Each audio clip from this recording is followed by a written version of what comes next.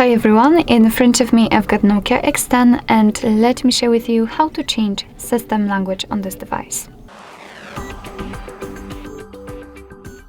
So first of all we have to open the settings and now let's scroll down to the very bottom to find the system.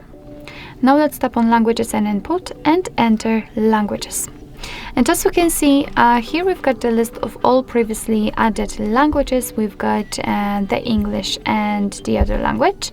So in order to add new one, just tap on add a language, and here we've been transferred to the full list of available languages from which we can choose. So basically all we have to do is to simply find the language we would like to set and tap on it. So let me pick this one.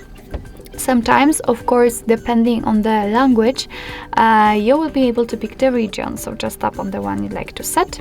And as you can see, the Italian language has been applied to the list, but the English is still a main one. So in order to actually set this language, we have to tap on it and hold it, and now we can drag it to the first position.